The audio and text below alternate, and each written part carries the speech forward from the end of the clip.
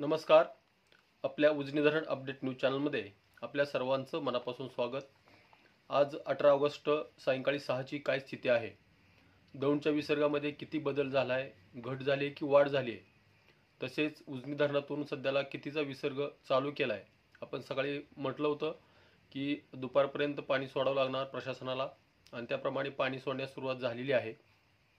तर सायंकाळी 6 वाजता उजनी धरणाची एकूण पाणी पातळी ही 497.035 मीटर, तर एकूण पाणीसाठा हा 119.68 TMC आणि उपयुक्त पाणीसाठा हा 56.2 TMC झालेला आहे.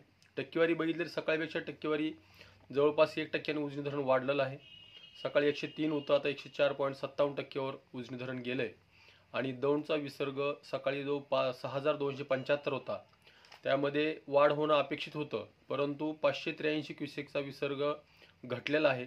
तो सध्याला आता 5692 क्युसेकचा विसर्ग दौंडमधून उजनी धरणाच्या दिशेने येतोय. तर त्याचबरोबर नीरा बेसिनमधल्या पाची धरणाची परिस्थिती चांगली असल्यामुळं, त्या परिसरात पाऊस चालू झाला असल्यामुळं वीर धरणातून आज सकाळी 11 वाजल्यापासून पाणी सोडण्यास सुरुवात झालेली आहे.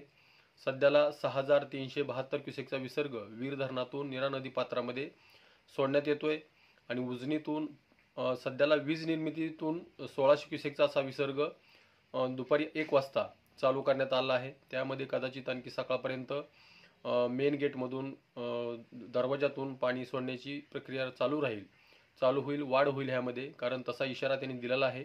अचानकपणे पाणी वाढलं तर पाणी वाढवलं जाईल. आणि सध्याला उजनी धरणातून पॉवर हाऊससाठी 1600, बोगद्यासाठी 400, सिनामाडा उपसा सिंचनसाठी 180 आणि दहेगाव उपसा सिंचनसाठी 80 क्युसेकचा विसर्ग सध्याला चालू आहे. परंतु येणारा विसर्ग आणि जाणारा विसर्गामध्ये बरीचशी तफावत असल्यामुळं जवळपास 4000 क्युसेकचा विसर्ग सध्याला उजनी धरणात साठवला जातोय. त्यामुळं उजनी धरणाची टक्केवारी वाढलेली दिसते, वाढताना दिसते.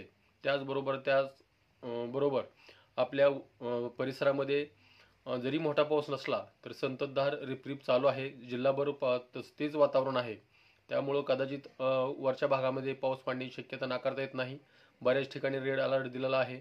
आपल्या सोलापूर जिल्ह्याला दिलेला आहे, परंतु अद्यापपर्यंत एवढा मोठा पाऊस आपल्याकडे झाला नसला तरी भीमा खोऱ्यात आणि नीरा खोऱ्यामध्ये चांगला पाऊस होण्याची शक्यता नाकारता येत नाही. त्यामुळं आणखी यामध्ये सकाळपर्यंत रात्रीत वाढ होऊ शकते. तर अशाच उजनीच्या ताज्या घडामोडीसाठी, ताज्या अपडेटसाठी आपल्या उजनी धरण अपडेट न्यूज चॅनलला लाईक करा, सबस्क्राईब करा, शेअर करा. उजनी धरण अपडेटसाठी बेंबळेहून सिद्धेश्वर शिंदे. धन्यवाद.